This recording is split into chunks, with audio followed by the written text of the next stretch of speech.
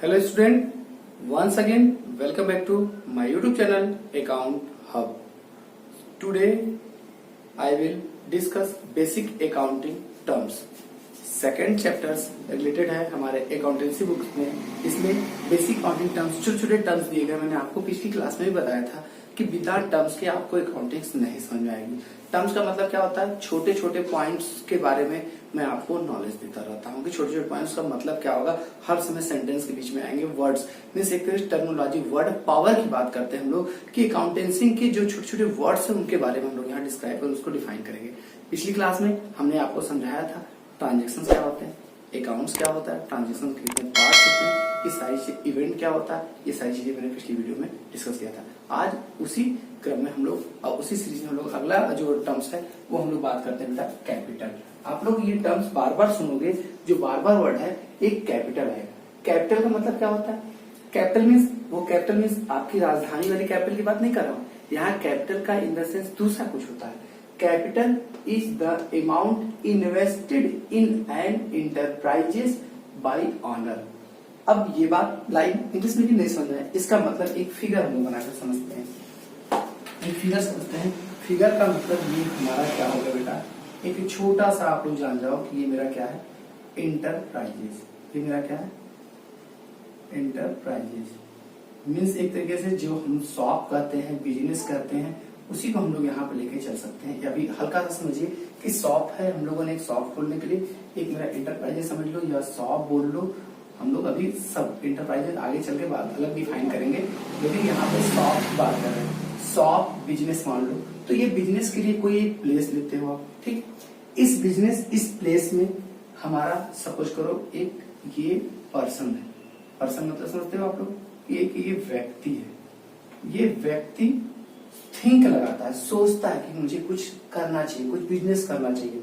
उस बिजनेस करने के लिए इस पर्सन के द्वारा इसमें इस शॉप में जो भी क्या किया जाएगा, इन्वेस्ट किया जाता है। क्या किया जाता है बेटा, इन्वेस्ट। और ये क्या करता है इसमें, इन्वेस्ट। और ये इन्वेस्ट कैसा होना चाहिए, ह्यूज इन्वेस्टमेंट। ह्यूज इन्वेस्ट का मतलब, ह्यूज इन्वेस्टमेंट का मतलब कि बड़ा इन्वेस्टमेंट करना चाहिए, ज्यादा, बहुत ज्यादा अमाउंट में। और कब करता है, स्टार्टिंग में, जो पहली बार वो बड़ा अमाउंट लगाता है बिजनेस शुरू करने के लिए। जैसे आपने बोला ना कि हम एक बिजनेस शुरू करना चाहते हैं, एक मोबाइल शॉप डालना चाहते हैं, एक कंप्यूटर का इंस्टीट्यूट खोलना चाहते हैं। उस समय स्टार्ट में आपके पास जो पैसे आते हैं, जो बिजनेस में तुम अपने पास के रखे हुए पैसे इस बिजनेस में लगाते हो, वही हमारा इन्वेस्टमेंट जो होता है, प्राइमरी इन्वेस्टमेंट जो हमारा होता है, वही मेरा क्या कहलाता है। जनरली स्टार्ट में हम लोग उसको क्या करते हैं, उसी को हम लोग किसके नाम से जानते हैं, कि जो अमाउंट इन्वेस्ट करते हैं उसी को हम लोग किसके नाम जानते हैं, कैपिटल के नाम जानते हैं। वही, और ये कैसे हो सकता है, in the form of cash. ये कैसे हो सकता है, इन द फॉर्म ऑफ, इसको हम लोग कैसे बोल सकते हैं, इन द कैश या इन काइंड में हो सकता है। जैसे इस पर्सन का, इसको एक प्लेस की नीड होगी। ये हो सकता है कि प्लेस रेंट पे ले या स्वयं का प्लेस होगा। अगर स्वयं का प्लेस होगा तब तो उसी को हम लोग क्या कहेंगे कि हमें उसने क्या लगा दिया, एसेट्स। अब एक वर्ड बेटा यहाँ फिर आ गया, एसेट्स।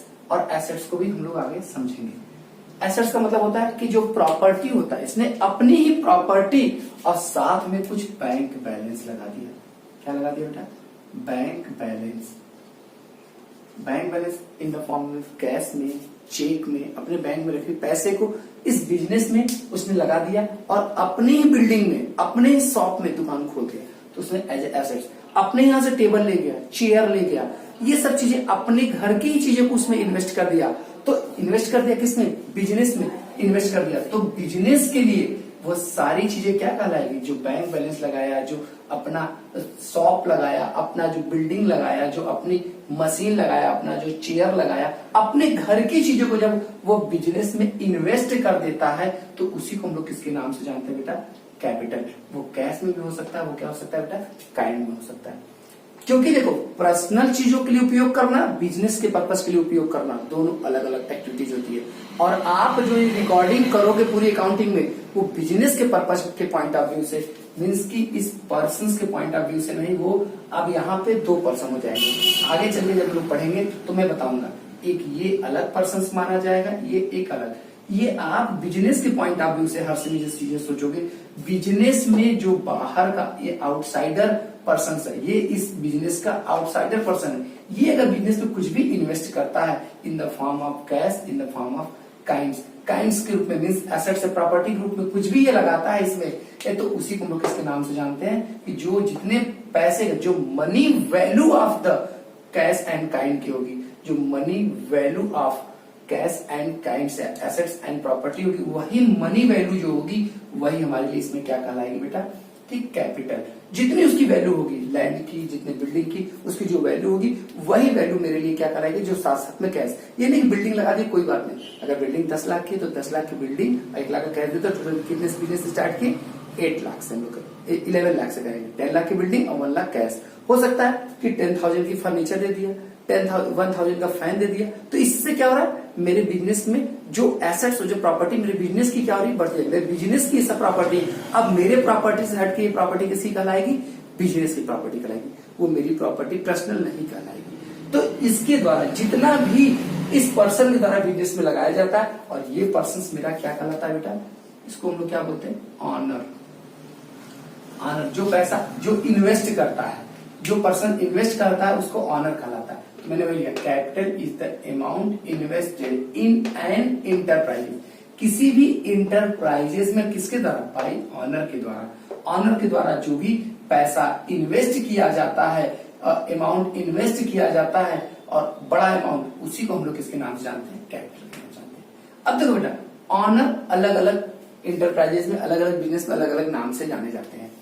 अगर कोई इस बिजनेस का ऑनर केवल एक पर्सन होगा तो उसको हम लोग बोलते हैं प्रोपराइटरशिप। उसको हम लोग क्या बोलते हैं बेटा, प्रोपराइटरशिप। केवल एक अगर उसका क्या होगा, ऑनर कहलाता। ऑनर मतलब पूरी बिजनेस का कंट्रोलिंग पावर जिसकी किसी एक पर्सन के पास में रहता है, उसको हम लोग बोलते हैं प्रोपराइटरशिप। मीन्स इसको sole proprietorship, single, sole means क्या होता है, सिंगल कंट्रोलिंग पावर रखने वाला कोई एक पर्सन होगा तो इसको हम लोग बोलेंगे प्रोपराइटरशिप। इस प्रोपराइटरशिप में ऑनर को हम लोग किस नाम से जानते हैं, प्रोपराइटर। ऑनर के ही ये नेम है अलग अलग। ऑनर्स को किस प्रकार के बिजनेस में क्या कहा जाएगा।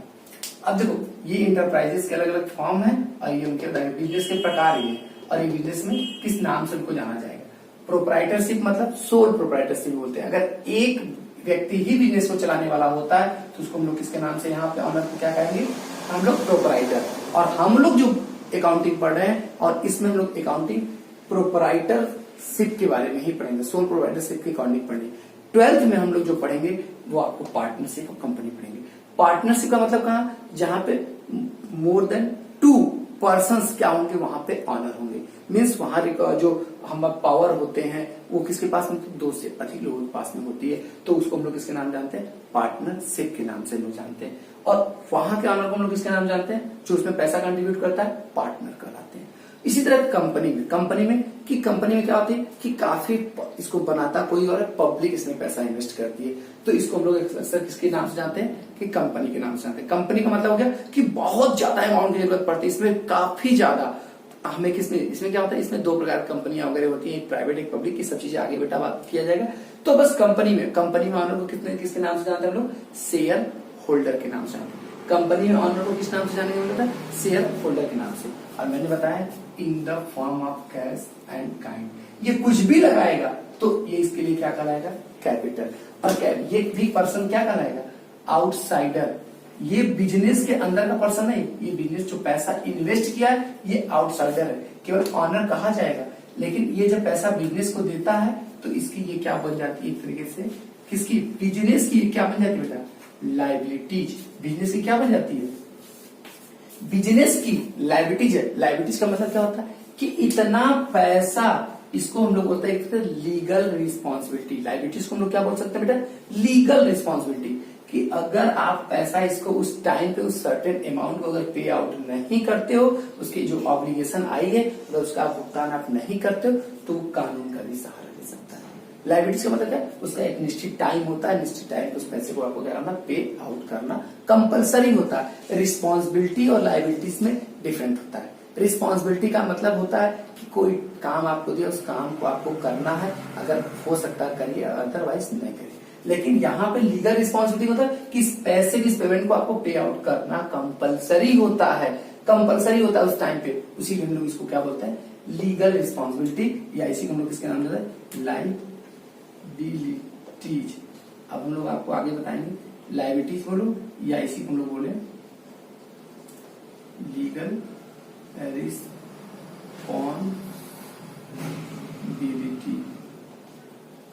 लीगल रिस्पॉन्सिबिलिटी हम लोग बोलते हैं। अब देखो एक चीज ध्यान देना, जस्ट इसी का इनवर्स क्या होता है, ये पैसा इसमें लगाएगा, इसमें एसेट्स लगाया, प्रॉपर्टी लगाया, सब चीजें जो बिजनेस में लगाएगा तो उसको हम लोग किसके नाम से जानेंगे, उसकी जो पूरी मनी वैल्यू ऑफ, जितना भी चीजें ये इन्वेस्ट करेगा तो उसकी जो वैल्यू ऑफ मनी होगा, वैल्यू ऑफ मनी, जितना चीजें वो इन्वेस्ट किया है कैश एंड काइंड में, वही हम लोग किसके नाम से जानेंगे बेटा, कैपिटल के नाम से जानते हैं। अब हमारा पॉइंट आता है, थोड़ा सा चीजें यहां से हम लोग मिटा देते हैं। ये जब जब ऑनर इसमें लगाता चला जाएगा तो हम लोग उसको किसके नाम से जानेंगे बेटा, कैपिटल के नाम से जानेंगे। और अदरवाइज अगर ये कभी क्या करे, ऑनर क्या करे, इंटरप्राइजेज से फॉर पर्सनल पर्पज के लिए,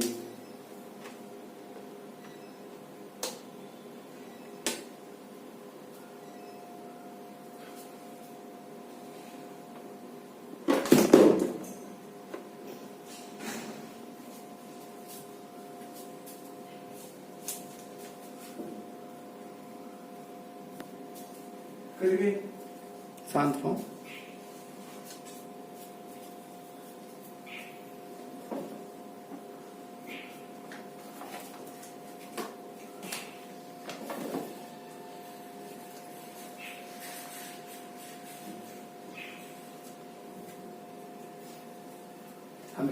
अब देखो एक अगली पॉइंट जो है कि कहां से, इंटरप्राइजेस से, और ये क्या है बेटा, आप लोगों को ने अभी जाना था, ये कौन है, ऑनर, ये कौन है बेटा, ऑनर।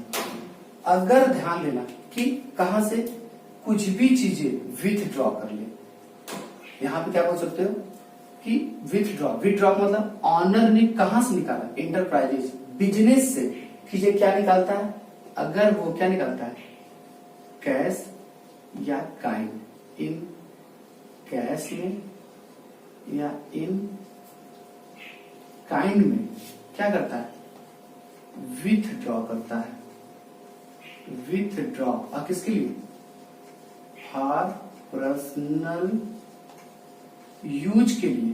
तो पर्सनल यूज के लिए कौन निकाला, ऑनर कहां से निकाला, इंटरप्राइजेस से निकालता है। तो उसको हम लोग जितना मनी वैल्यू ऑफ, जो भी मनी वैल्यू होगी कैश और काइंड की, जो भी money value of withdraw cash and kind की जितनी मनी वैल्यू ऑफ होगी, उसी के हम लोग किसके नाम से जानेंगे बेटा, एक नाम वर्ड यूज करते हैं, जितना वो क्या कहलाएगा हमारा, किसके नाम से हम लोग जानेंगे बेटा, फिर से ध्यान से सुन लेना, ड्राइंग, किसके नाम से हम लोग जानेंगे, ड्राइंग्स के नाम से जानेंगे। कौन, वेन प्रोपराइटर या पार्टनर या shareholders withdraw cash and kind for personal use from enterprises, that is known as drawing. उसको हम लोग किसके नाम जानते हैं बेटा, that is known as drawing के नाम जानते हैं। When proprietor partner withdraw cash and kinds, kinds में ब्रैकेट में लिख सकते हैं गुड्स एंड एसेट्स, और काइंड्स में हम लोग क्या लिख सकते हैं बेटा, यहाँ पे गुड्स भी निकाल सकता है, और क्या निकाल सकता है बेटा, एसेट्स। और एसेट्स मतलब कोई प्रॉपर्टी पर्सनल यूज के लिए निकाल सकता है, और गुड्स निकाल सकता है। अब गुड्स क्या होता है, which items deal in a business that is known as goods, which items deal in business that is known as goods, हम उसको क्या बोलते हैं, गुड्स। अगर जैसे मेरा बिजनेस चल रहा है, ठीक है, मैं बिजनेस का मालिक हूं, सपोज करो मेरे मीठे की दुकान है, किसकी, स्वीट्स की दुकान है। अब मैं उस दुकान में के काउंटर से अगर 100 रुपीज निकाल लिया अपने पर्सनल यूज के लिए, मैं निकाल लिया, मैं अपने अपने सन को दे दिया, अपने डॉटर को दे दिया, अपने फैमिली मेंबर को दे दिया, या अपने किसी फ्रेंड को दे दिया, या अपने किसी पर्सनल एक्टिविटीज के लिए अगर हम लोग कुछ भी निकालते हैं, कहां से, इंटरप्राइजेस से। कौन ऑनर निकालता है तो उसको हम लोग किसके नाम से जानते हैं बेटा, विद फ्रॉड पर्सनल यूज, तो उसको हम लोग किसके नाम से जानेंगे, ड्रॉइंग के नाम से जानते हैं। किसके नाम से जानते हैं, ड्रॉइंग के नाम से जानते हैं। अब कैश निकालो तो मैंने बताया, अब जैसे मेरी स्वीट की दुकान है, भाई अभी अच्छा बंधन आया था, तो हम लोग क्या कर सकते हैं, मीठा मेरा खाने का मन है, 1 किलो मीठा निकाल लिए, 1 केजी से हम लोग मीठा निकाल लेते हैं, तो उसको हम लोग किसके नाम से जानेंगे, गुड्स के नाम से जानेंगे। गुड्स क्यों, स्वीट्स ही गुड्स क्यों हुआ। अब देखो बेटा, स्वीट्स नहीं हम लोग क्या करते, मैंने बताया गुड्स। गुड्स का मतलब which items deal in a business, which items regularly deal in a business, that is known as goods. अब बिजनेस के अकॉर्डिंग आप लोग का अलग होता है, यहाँ पे अकाउंट्स के अकॉर्डिंग गुड्स का डेफिनेशन ये है, which items regularly deal in business that is known as goods। just like सोचो, मेरा मीठे का दुकान है, तो मेरे बिजनेस में डेली क्या होता है, मीट बना खोआ खरीद के आता है, फिर उसके बाद उसको उससे स्वीट्स बनाई जाती है, उसको बेचा जाता है। ऐसे अगर मेरा वेजिटेबल्स का होगा तो वेजिटेबल्स का मतलब कि सब्जियां खरीद के आएंगी, फिर सब्जियां बेची जाएंगी। मीन्स जिस चीज का मैं क्या करता हूँ, जैसे ना बिजनेस करता, बिजनेस समझता हूँ ना आप लोग, धंधा, उसी चीज को परचेज करना फिर उसे सेल करना, परचेज करना सेल्स करना, वही आइटम्स मेरे बिजनेस में क्या कहलाएगा, गुड्स। आप बुक स्टॉल पे जाओ तो बुक स्टॉल वाले के लिए बुक क्या हो जाएगा, गुड्स हो जाएगा। बाइक जो उसका शोरूम है, बाइक के शोरूम वाले के लिए बाइक क्या हो जाएगा, गुड्स हो जाएगा। बाइक क्या हो जाएगा बेटा, गुड्स हो जाएगा। ऐसे कार एजेंसी पे जाओगे, कार एजेंसी वाले के लिए कार क्या हो जाएगा, गुड्स हो जाएगा, क्योंकि उसका यही वर्क है, regularly buying and selling of goods. Goods को buying and selling of car को वो डेली करता है, डेली बेसिस पे, इसलिए उसके लिए हम लोग एक वर्ड यूज करेंगे, क्या वर्ड यूज करेंगे, गुड्स। और गुड्स को आगे चल के हम लोग बताएंगे कैसे कैसे और डिजिट आवर। तो गुड्स का मतलब विच item regularly deal in a business, deal का मतलब होता है परचेज एंड सेल, डील का मतलब क्या होता है, purchase and sale. Which items regularly deal in a business that is known as, उसको हम लोग किसके नाम जानते हैं, गुड्स के नाम जानते हैं। That is clear. अब एसेट्स का क्या मतलब होता है, which items use in a business या रिसोर्स ऑफ अ इंटरप्राइजेस। ये बिजनेस हमारे जो इंटरप्राइजेस क्या होते हैं, रिसोर्स होते हैं, जिनको हम लोग क्या करते हैं, बिजनेस में यूज करने के लिए ले आते हैं, इनको सेल आउट करने के लिए नहीं, इनको सेल पर्पज के लिए नहीं ले आया जाता है। उसी को हम लोग, उस आइटम्स को हम लोग किसके नाम से जानते हैं, एसेट्स के नाम से जानते हैं। दोनों आइटम्स ही बना, जिस आइटम को सेल करने के लिए ले आए उसको हम लोग क्या कहे, गुड्स, और जिस आइटम्स को हम लोग क्या किए, यूज करने के लिए बिजनेस में ले आए उसको हम लोग बोले एसेट्स। आगे हम लोग स्टार्ट करेंगे बेटा, उसके बारे में लोग बात करेंगे। तो अब गुड्स भी निकाल सकता है, एसेट भी। अगर पर्सनल यूज के लिए निकाला तो उसको हम लोग किसके नाम जानेंगे बेटा, ड्राइंग के नाम से जानते हैं। दैट इज क्लियर, बात समझ में।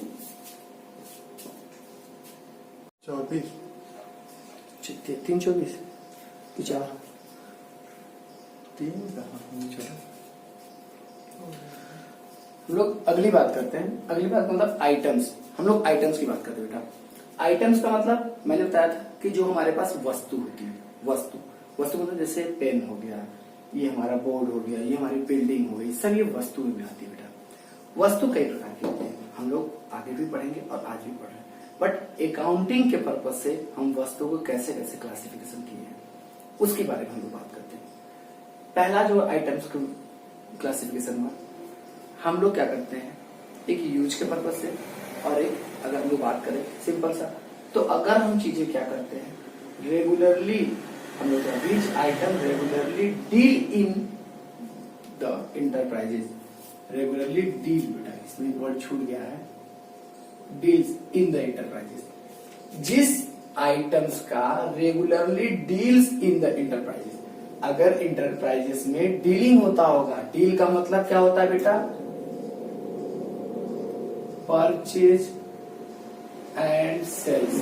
क्या होता होगा बेटा, जिस आइटम्स का क्या होता होगा, परचेज और सेल होता होगा बिजनेस में रेगुलर बेसिस पे पर डे, उस आइटम्स को हम लोग किसके नाम लाएंगे, गुड्स के नाम से। मैंने अभी एग्जांपल बताया था, कार एजेंसी वाले के लिए कार गुड्स होगा, बाइक एजेंसी वाले के लिए बाइक गुड्स होगा, वेजिटेबल अगर सब्जी बेचने वाले के लिए सब्जी गुड्स वेजिटेबल गुड्स होंगे, फ्रूट्स वाले के लिए फ्रूट्स गुड्स होगा, बुक स्टॉल वाले के लिए बुक गुड्स होगा। मीन्स जिस चीज का आप बिजनेस करते होगे वह आइटम किसी न किसी आइटम्स का ही आप बिजनेस करते होगे, वह आइटम्स गुड्स होता है, मतलब कि वह चीजें फिजिकली एग्जिस्टेंस होनी चाहिए। फिजिकली एग्जिस्टेंस मतलब कि जैसे ये मेरा मार्कर, ये फिजिकली एग्जिस्टेंस है, इसी की मैं डीलिंग करूंगा तो उसको हम लोग गुड्स कहेंगे। और जो हमारे सामने फिजिकली एग्जिस्टेंस नहीं होता उसको हम लोग गुड्स नहीं कहते, उसको हम लोग क्या नाम देते हैं, सर्विस नाम देते हैं। तो यहां पे मैंने बताया which items regularly deal in a business is called goods के नाम जानेंगे। आइटम्स की बात करेंगे, हम लोग आइटम्स पे लेके चले जो फिजिकली जो एग्जिस्टेंस होगी हमारे सोसाइटी में, तो मैं उसको हम लोग गुड्स का, गुड्स इज क्लियर। अब देखो दूसरा पॉइंट आता है विच आइटम्स यूज क्या किया जाता है, यूज इन द इंटरप्राइजेस, या उसको हम लोग क्या कहते हैं, यूज करने के लिए। हम लोग जिस आइटम्स को क्या करते हैं, रीसेल नहीं करते, उसको क्या करते हैं, यूज करते हैं। क्या करते हैं, उसको हम लोग किसके नाम जानते हैं, एसेट्स। और एसेट्स क्या होता है, दोज एसेट्स आर प्रोपराइटर, हम लोग बोल सकते हैं, या those assets are properties owned by the entity. Assets किसकी प्रॉपर्टीज होती है, एंटिटीज की होती है, इंटरप्राइजेस की होती है, बिजनेस की होती है। एंटिटी आप जानते हैं क्या होता है, जो क्या करते हैं, रेगुलर एक्टिविटीज या economic activities perform for the motive of earning profit से करते हैं उसी ऑर्गेनाइजेशन को हम लोग इसके नाम से, उसी इंटरप्राइज को हम लोग इसके नाम जानते हैं, एंटिटी के नाम से जानते हैं। जो इकोनॉमिक एक्टिविटीज को परफॉर्म करते हैं, इकोनॉमिक एक्टिविटी जानते हो आप लोग कि फॉर अर्निंग मोटिव प्रॉफिट के लिए किया जाता है, तो उसी को हम लोग किसके नाम से जानते हैं बेटा, एसेट्स। एसेट्स क्या होता है, एक तरीके से ये resource of the business, business का रिसोर्स है। रिसोर्स का मतलब कि इन्हीं रिसोर्स का यूज करेगा और इन रिसोर्सेस का यूज करने के बाद उन्हीं से क्या करेगा, वो बिजनेस रिसोर्स को क्या करना, यूज करना, उसी से वो इनकम जनरेट करेगा, तो इसलिए ले आता है। तो एसेट्स जो हुआ, और एसेट्स को हम लोग क्या कर सकते हैं, आगे फर्दर डिवाइड हम लोग कर सकते हैं एसेट्स को 3 पार्ट्स में। पहला हमारा होता है नॉन करेंट एसेट्स, दूसरा करेंट एसेट्स, तीसरा फिक्टिशियस एसेट्स। एसेट्स क्या होता है, प्रॉपर्टी होती है, जो किसकी होती है, बिजनेस की होती है। इसको बिजनेस में यूज करने के लिए पर्पज से लाया जाता है, इसको सेल पर्पज से लिए नहीं लाया जाता है। बात समझ में आ गई, यही मेरे लिए क्या होता है, एसेट। एसेट्स को हम लोग आगे फर्दर 3 टाइप्स में डिवाइड किए हैं, और वो किस बेस पे डिवाइड किए गए, on the basis of liquidity. किसके बेस पे बेटा, ये जो एसेट्स को डिवाइड किया गया किसके बेस पे, लिक्विडिटी, लिक्विडिटी के बेस पे क्लासिफिकेशन किया गया। लिक्विडिटी का इन द सेंस क्या होता है, लिक्विडिटी का मतलब conversion, assets conversion into money, या कैश एंड कैश इक्विवेलेंट में, या बोल सकते हैं कि जो भी चीजें को, लिक्विडिटी का मतलब क्या, लिक्विड फॉर्म में कितना टाइम में कन्वर्ट होता है, उसी के बेस पे हम लोग इसको क्लासिफिकेशन किए।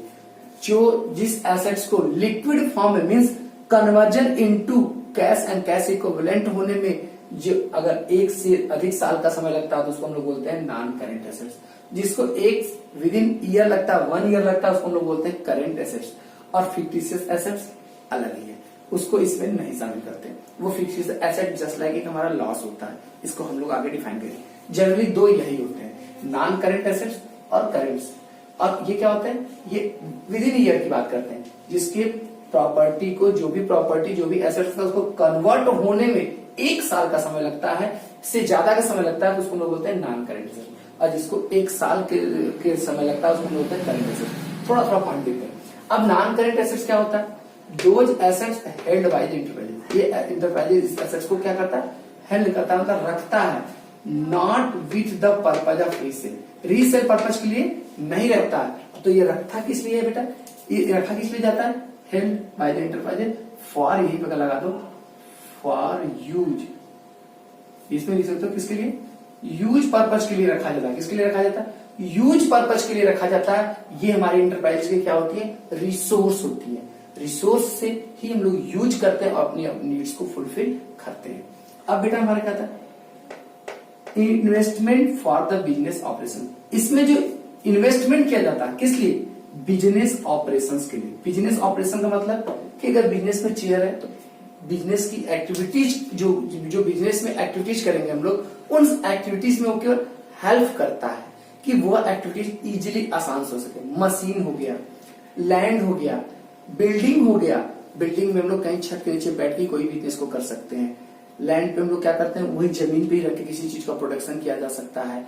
मशीन के थ्रू हम लोग काम इजिली वे में कर सकते हैं। फर्नीचर से तो उस पर हम लोग बैठ सकते हैं। ये सारी चीज, मोटर कार है तो जल्दी यहाँ से वहां ट्रांसपोर्टिंग सिस्टम को हम लोग ले सकते हैं। ये सब मेरी प्रॉपर्टीज क्या कहलाती है बेटा, नॉन करेंट एसेट्स में कहलाती है। और नॉन करेंट्स में हमारे कई चीज आते हैं बेटा। नॉन करेंट्स को अगले आगे चल के हम लोग और क्लासिफाइड किए। पहला फिक्स एसेट होता है, दूसरा नॉन करेंट इन्वेस्टमेंट होता है। ये जनरली दो आप लोग लेके चलो, फिक्स एसेट, नॉन करेंट। तो फिक्स एसेट्स को हम लोगों ने दो पार्ट में, नॉन करेंट एसेट्स को कहो तो दो पार्ट में डिवाइड किए। एक होता है टेंजिबल एसेट्स, दूसरा होता है इनटेंजिबल एसेट्स। टेंजिबल एसेट्स का मतलब होता है those assets are physically existence. जो क्या होता है, जो एसेट्स क्या होता है, फिजिकली एग्जिस्टेंस हो इन द सोसाइटी। मेरे सोसाइटी फिजिकली एग्जिस्टेंस का मतलब कि which items touch it, feel it and see it, that is known as intangible assets. Which items touch it, feel it and see it. Just like ये marker देखो, ये marker की बात करता हूं। मार्कर को छोड़ दो, आप बोर्ड को भी देख सकते हो। बोर्ड को भी, इसको हम लोग टच कर रहे हैं, फील कर रहे हैं स्ट्रक्चर, और इसे हम लोग क्या कर रहे हैं, देख भी रहे हैं। तो ये फिजिकली एग्जिस्टेंस है ना। तो ये मेरे जो ये कोचिंग, ये स्कूल चले, स्कूल्स के लिए मेरी प्रॉपर्टी है। क्योंकि बेटा इसका यूज मोर देन 1 ईयर तक करते हैं हम लोग। इसका यूज क्या करते हैं हम लोग, मोर देन 1 ईयर तक करते हैं। और अगर ये कभी कन्वर्ट करने की बारी भी आएगी कैश में, तो एक लंबे समय के बाद हम लोग इसको कन्वर्ट करते हैं। ये कौन इसको हेल्ड करके रखा, हमारा स्कूल्स, हमारा एंटरप्राइजेस इसको क्या रखा। और ये स्कूल्स का बिजनेस नहीं, बोर्ड आज ले आया कल बेच दे, ये बिजनेस करने के पर्पज से नहीं लाया, सेल पर्पज इसको नहीं लाया, रीसेल पर्पज के लिए नहीं। ये क्या है, हमारे स्कूल्स में बच्चों को टीचिंग करने के लिए। तो मेरे स्कूल का ऑपरेशन क्या है, बच्चों को टीच करने के पर्पज से लाया। उसमें ये क्या करता है, हेल्प करता है। वही मैंने investment for the business operations, schools में ये बोर्ड लाया गया है बच्चों को पढ़ाने में मदद करने के लिए। ये बिजनेस जो ऑपरेशन हमारे स्कूल में क्या है, ऑपरेशन इन बच्चों को पढ़ाना, तो ये बोर्ड उसी में काम करेगा। ठीक है, तो ये मेरे उसके लिए क्या होता है, एसेट्स हो सकता है। मार्कर हम लोग नहीं बोल सकते बेटा एसेट्स, क्योंकि छोटे मोटे है। इसमें इन्वेस्टमेंट का मतलब क्या होता है, एक लंबा अमाउंट, ह्यूज अमाउंट, बड़ा अमाउंट लगाओ। मार्कर में बहुत छोटा छोटा पैसा लगता है बेटा, ये हम लोग इसको एसेट्स नहीं बोल सकते। इसको आगे चल के मैं बताऊंगा। अब ये क्या होता है बेटा, इन्वेस्टमेंट फॉर द बिजनेस, जिसमें बड़ा सा अमाउंट लगा होगा, जो फिजिकली एग्जिस्टेंस होगा और इंटरप्राइज जिससे पर्पज के लिए नहीं आता, उसको हम क्या बोलते हैं, एक तरीके से बोलते हैं लोग नाम करेंगे। अब इसमें क्या होता है, जिस चीज को हम लोग क्या करते हैं, टच करते हैं, देख पाते हैं और सी कर पाते हैं, इसी में से। तो जैसे एग्जांपल में आप लिख सकते हो land, building, machine, furniture, plant, ये सब मेरे क्या होते हैं बेटा, एक तरीके से हम लोग बोले तो मोटरसाइकिल्स, ये सब मेरे क्या होता है, टैंजिबल एसेट्स। टैंजिबल एसेट, आप अपने आसपास की चीजों को देखो और सोचो, खुद ही समझ में पाओगे। ये सब हमारे क्या होता है बेटा, टैंजिबल एसेट्स के नाम। अच्छा, इनटैंजिबल एसेट्स क्या होते हैं, do not have a physical existence, जो क्या हो, हमारे सामने फिजिकली रूप में न दिखाई देता हो, केवल ओनली फील इट, जिसको केवल हम लोग क्या करते हैं, फील करते हैं। तो बिजनेस में ऐसे काफी चीजें होते हैं, वो बिजनेस ऑपरेशन में यूज भी किए जाते हैं। तो उसको हम लोग किसके नाम से जानते हैं बेटा, उसको हम लोग बोलते हैं इनटैंजिबल एसेट्स के नाम से जानते हैं। जस्ट लाइक इसको बोल सकते हैं all those assets which can not be seen and touch it, that is known as intangible assets के नाम से जानते हैं लोग। अब इसके एग्जाम्पल जो हो सकते हैं बेटा, ये थोड़ा सा एग्जाम्पल आप लोग को थोड़ा सा टेढ़ा लगेगा, इसको लिख लीजिए आप लोग। इसमें पहला क्या होता है बेटा, रॉयल्टी, दूसरा आपका होता है ट्रेडमार्क, तीसरा हमारा क्या होता है पेटेंट, फिर क्या होता है मेरा कॉपीराइट्स। ये सारी चीजें मेरे क्या होते हैं बेटा, कोई फार्मूला, फिर थ्योरी हमारे जो होते हैं, ये सब मेरे क्या होता है बेटा, एक तरीके से intangible assets. Intangible assets sir, formula, theories कहां से आ गए, हमारा गुडविल, हमारी ये क्या सोचते बेटा, गुडविल, ये सब मेरा क्या होता है इनटैंजिबल एसेट। सर आपने बताया कि सबसे पहले हम लोग बात करते हैं रॉयल्टी। रॉयल्टी क्या होता है बेटा, रॉयल्टी का मतलब क्या होता है कि जैसे आप लोग देखते हो माइन में समझते हो खदान, बालू के खदान हो गए, कोयले के खदान हो गए, ये सब क्या हमारे पास कई सारे माइंस हैं, तो जहां पे खदान में हर प्रकार के अलग अलग चीजों की, बालू की, कोयले की खुदाई होती है, वहां से निकलती है। तो वो लैंड जो है, वो लैंड किसी पर्सन का होता है। किसी क्या होता है? किसी पर्सन का। आप लोगों ने एक और भी नाम सुना होगा, जैसे ब्रिक्स के जो भट्ठे होते हैं, ईंटे के भट्ठे होते हैं, आप लोग आसपास में अपने देखे होंगे। तो वो भी, ये सभी चीजें क्या होती है?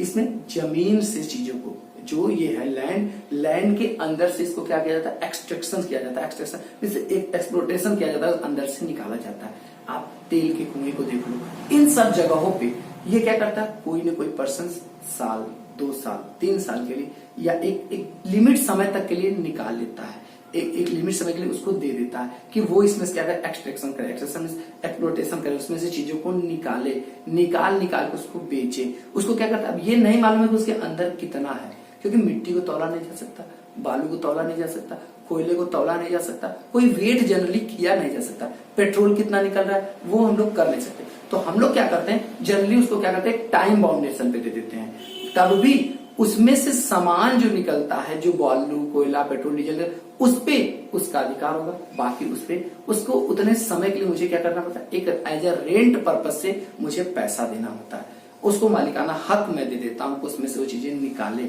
तो उसी को हम लोग किसके नाम जानते हैं बेटा? रॉयल्टी। रॉयल्टी एक लंबे समय तक के लिए मिलता है, उसी को हम लोग किसके नाम जानते हैं? वो हमारे के लिए एक एसेट्स होती है। दूसरा बता रहा है ट्रेडमार्क।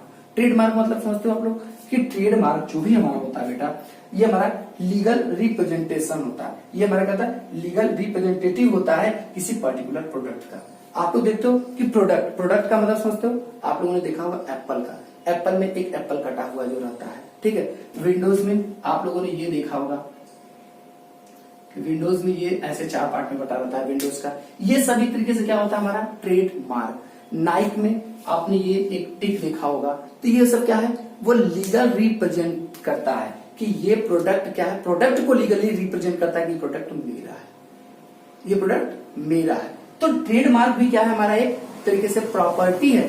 आप नहीं अपने प्रोडक्ट पे लगा सकते। शूज जो आता है, नाइक का आता है, रिबॉक का आता है, सबका एक न एक सिंबल होता है बेटा। वही सिंबल हमारा एक तरीके से क्या करता है? ट्रेड मार्क होता है, जो क्या करता है? किसी प्रोडक्ट को लीगली रिप्रेजेंट करता है कि ये प्रोडक्ट इस कंपनी का है, ठीक है। उसी को हम लोग किसके नाम जाते हैं? ट्रेडमार्क। वो अपने नाम से क्या करता है? प्रोडक्ट को जाके उस सिंबल को अपने कंपनी के नाम से वो क्या करता है? रजिस्टर्ड करता है। लीगली वो अपने आप को सिद्ध कर देता है, उसको सर्टिफाइड करता है कि ये प्रोडक्ट मेरा है। अगर उसको वो सिंबल लगे कि ये प्रोडक्ट को मैंने प्रोड्यूस किया है, वो एक तरीके से उस पर अपना राइट्स बताता है। तो वो भी एसेट्स भाई नाइक का आज ही तो नहीं, वो एक लंबे समय तक उसको क्या करेगा? यूज करता रहेगा। जो एक सिंबल बन गया, जितना भी उसने रजिस्ट्रेशन देखे एक बार कराया होगा, 2, 4, 10 हजार 5 हजार जाके रजिस्ट्रेशन की, ये सिंबल आज से मेरा हो गया। ये सिंबल कोई भी अपने प्रोडक्ट पे नहीं लगा सकता। हर प्रोडक्ट का कोई ना कोई एक सिंबल होता है, उसी को हम लोग किसके नाम जाते हैं? ट्रेड मार्क के नाम से। एक बेटा हमारा होता है कॉपी राइट्स। अब कॉपी राइट्स मेरा क्या होता है बेटा? आप लोग देखे होंगे कि कॉपी राइट्स जस्ट लाइक, जैसे आप लोग देखे हो बुक पे क्या लिखा रहता है? किसी राइटर के नाम लिखा। जैसे आप लोग अकाउंटेंसी पढ़ रहे हो, ये क्या? टीएस ग्रेवाल सर की। तो टीएस ग्रेवाल सर हर बुक लिख के आपको नहीं देते हैं, हर बुक लिख के आपको नहीं देते हैं। वो जितनी उनकी बुक मार्केट में प्रिंट होकर बिकेगी, वो एक बार लिख दिए। जो भी पब्लिकेशन वाले उनकी बुक को पब्लिश करेगा मार्केट में, जितनी उसकी उतनी पैसा उनको देना पड़ता है। वो एक बार बुक को लिख दिए, उस बुक में अमेंडमेंट करते हैं, उतना पैसा, क्योंकि उनकी एक प्रॉपर्टी, एक पर्टिकुलर एक बुक लिखे थे। जस्ट लाइक आपको एक बागवान फिल्म है, बागवान फिल्म में अमिताभ बच्चन ने अपनी एक क्या किया था? एक मूवी में एक बुक लिखा था बागवान। वही बागवान उसके फ्रेंड्स ने बुक प्रिंटिंग करने के लिए दिया। तो उस प्रिंटिंग बुक की जितनी भी एडिशन बिकती रहेगी, जितने भी एडिशन बिकते रहते हैं, उससे उसके ऑनर को परमानेंट क्या होता है? एक तरीके से कोई फीस हर बुक पे दिया जाता है। उसी को हम लोग इसके नाम से बोलते हैं कि कॉपीराइट्स। उस बुक को दूसरी ऑर्गेनाइजेशन प्रिंट भी नहीं करा सकते और किसी दूसरे के नाम से नहीं, क्योंकि उसके प्रति हमारे यहाँ पे जो एक बना हुआ है ना कि इसके लिए हम लोग अब बनाया गया आईपीआर, इंटेलेक्चुअल प्रॉपर्टी राइट्स होता है। सन 2000 में हमारे इंडिया में भी आ गया। तो इससे क्या होता है? वो रजिस्टर्ड अगर करा लिया बुक अपने नाम से, वो बुक उसी के नाम से रहेगा। वो बुक कभी भी किसी दूसरे के नाम से नहीं जा सकता। उस पर वो एक तरीके से प्रॉपर्टी उसकी एसेट्स हो जाती है। ऐसे बेटा गुडविल आती है। गुडविल क्या? रेपुटेशन। गुडविल क्या होता है? हमारा एक रेपुटेशन होता है, एक प्रतिष्ठा होता है, जो कहाँ होता है? मार्केट में होता है। मार्केट में एक लोगों के अकॉर्डिंग दूसरे लोगों के कि उनकी ज्यादा, तो उसको गुडविल। गुडविल के बारे में लोग आगे और बेटर डिटेल में पढ़ेंगे तो बहुत ज्यादा डीप होता जा रहा है। तो इसलिए ऐसे कोई सीक्रेट फार्मूला, जैसे बल्ब बनाने का हो गया, बल्ब बनाने का हो गया, फिर उसके बाद जितने भी फार्मूला होते हैं, वो जो पर्सन इन्वेंट करता है उस फार्मूला को, उस पर्सन को एक लंबे समय तक क्या किया जाता है, उसके फार्मूला के बदले में उसको एक पैसा पेमेंट किया, चाहे जो भी कंपनी होगी।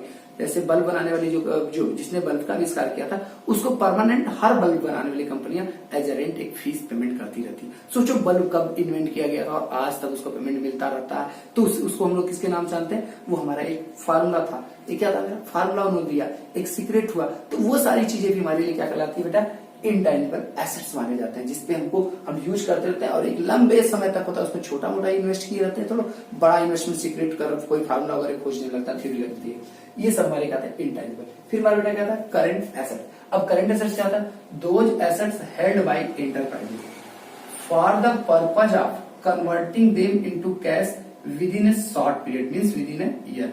अगर किसी कोई भी एसेट्स होगा जो रखा गया होगा बिजनेस में, वो किस में कन्वर्ट करने के लिए, कैश में, जल्दी से जल्दी कैश में। जैसे माल मेरे पास, हम लोग बात कर रहे हैं गुड्स हमारे क्या स्टॉक में बच गया, तो मैं क्या चाहता हूं कि गुड्स बचा उसको जल्दी से जल्दी किस में कन्वर्ट कर दूं, इन कैश में।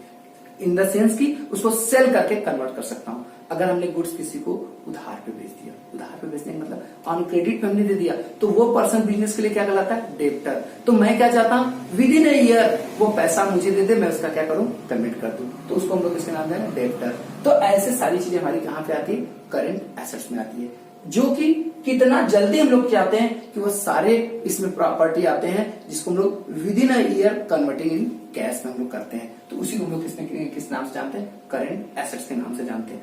और हमारा फिक्स्ड एसेट्स क्या होता है, those assets which are neither tangible और नॉट इंटेंजिबल। न तो टेंजिबल हो और न तो इनटेंजिबल हो, वह सारे एसेट्स हमारे किसमें आते हैं बेटा, फिक्टिशियस एसेट्स आते हैं। फिक्टिशियस एसेट अगर हम लोग बोले तो ये जनरली पार्ट किसका होता है, नॉन करंट एसेट्स का ही एक ही पार्ट होता है। इसको हमने अलग से यहां से इंडिकेट किया, अगर ये आप चाहो तो यहां से भी ऐड करके लिख सकते हो कि फिक्टिशियस एसेट्स किसका पार्ट होता है, जो वो एसेट्स जो तो टेंजिबल नहीं है, न तो इनटेंजिबल है, न तो टेंजिबल है न तो इनटेंजिबल है। तो इसका मतलब ये है क्या, तो ये है क्या, एक तरीके से क्या होता है बेटा, दे आर लॉस। ये क्या होता है, एक तरीके से लॉस होता है। लॉस का मतलब कि जैसे खूब ह्यूज बड़ा सा आप कोई एक्सपेंस कर दो, और जिस एक्सपेंस का प्रभाव 1 से अधिक वर्षों तक जाता हो, लेकिन एक लंबे समय तक न जाता हो। मीन्स कि 1 से लेके 5 वर्ष या 1 से लेके 3 वर्षों तक जिस भी एसेट्स का कोई भी एक्सपेंस का प्रभाव जाता हो, इफेक्ट जाता हो, कॉस्ट अकर होता होगा या लॉस जो होता है इनकर्ड होता होगा मोर देन 1 ईयर और विद इन 3 and 5 ईयर के अंदर होता होगा, वह सारे एक्सपेंसेस, वह सारे लॉस को हम लोग 1 साल में नहीं करते। जैसे आज हम एक कंपनी खोले और कंपनी का ह्यूज हम लोग क्या किए, एडवर्टीजमेंट करा दी, बहुत ज्यादा एडवर्टीजमेंट करा दी। इतना एडवर्टीजमेंट करा दिए हैं कि इस साल जो एडवर्टीजमेंट हुआ, इस साल जो हमारा ह्यूज एक्सपेंसेस कर दिए हैं कि उस एक्सपेंस जो हो गया उसका पूरा बर्डन इसी अकाउंटिंग ईयर में नहीं हम लोग डाल सकते। क्यों, क्योंकि इस अकाउंटिंग ईयर में मैं मानता हूं मुझे टोटल सेल हुआ 10 लाख का। कितने का सेल हुआ बेटा, टोटल सेल जो हुआ वो कितने का हुआ, 10 लाख का हुआ। कितने का हम लोग बोल सकते बेटा, 10 लाख का टोटल हमें सेल हुआ, और हमने एडवर्टीजमेंट कितने करा दिया, 4 लाख का। 4 लाख का हमने क्या कर दिया, एडवर्टीजमेंट करा दिया।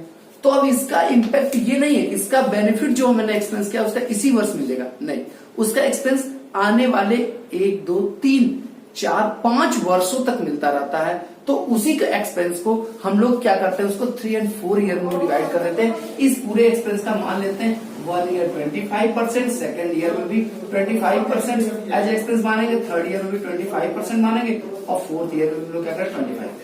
मीन्स कि ये जो टोटल 4 लाख एक्सपेंस है वो एवरी ईयर 1 लाख रुपए एज एक्सपेंस हम लोग मानेंगे। तो ये वाला 1 ईयर इस बार का केवल 1 लाख एक्सपेंस कहलाएगा, बाकी ये 3000 मेरा किस नाम से जाना जाएगा कि एडवर्टीजमेंट, हम लोग किसके नाम से, एडवर्टीजमेंट एक्सपेंस के नाम से ये फिक्टिशियस एसेट्स के रूप में बैलेंस शीट में आपके शो करेगा।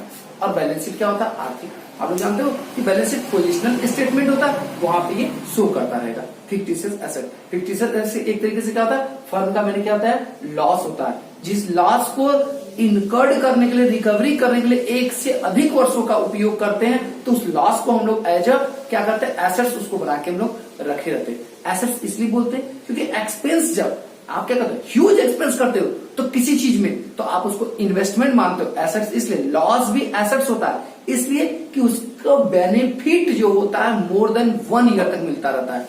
और एसेट्स का मतलब ही होता है कि यूज करो, उसका बेनिफिट क्या करे, 1 से अधिक वर्षों तक मिलता रहता है। इसलिए ये जो लॉस भी होता है वो हमारा किसमें कन्वर्ट हो जाता है, फिक्टिशियस एसेट्स। इसको year by year as a expense मान के हम लोग समाप्त करेंगे। इसके बारे में और ज्यादा डिटेल्स में बेटा जब हम बैलेंस शीट चैप्टर पढ़ाएंगे तो बैलेंस शीट में हम लोग यहाँ पे फाइनल अकाउंट जब चैप्टर को स्टार्ट करेंगे उसमें हम लोग बताएंगे कैसे उसको प्रेजेंट करते हैं, कैसे उसको दिखाते हैं। यहां बस ये जान जाओ कि जब बहुत बड़े लॉस को, इतना ज्यादा कि फर्म के अकॉर्डिंग से ज्यादा लॉस होगा, तो उस लॉस को हम लोग एज, क्योंकि लॉस का मतलब क्या होता है कि ऐसे थोड़ा हो गया, आपने उसके बदले पैसा दिया है, उसने क्या दिया, पैसा, एक ह्यूज इन्वेस्टमेंट में पैसा दिया और काफी ज्यादा आपको लॉस हो जाएगा। उसका लॉस को के इफेक्ट को समाप्त करने के लिए 1 से अधिक वर्षों तक हम लोग यूज करते हैं। इसीलिए हम लोग बोलते हैं उसको कि एसेट्स, उसको हम लोग एज एसेट्स दिखा लेते हैं कि एसेट्स को भी हम लोग मोर देन 1 ईयर तक हम लोग यूज करते हैं। बट इसका इम्पैक्ट 1 साल से ज्यादा होता है, कुछ कंडीशन में 3 साल होते हैं, कुछ कंडीशन में 5 ईयर तक होते हैं। उसी को हम लोग इसके नाम जानते हैं बेटा, फिक्टिशियस एसेट्स के नाम जानते हैं। That is clear.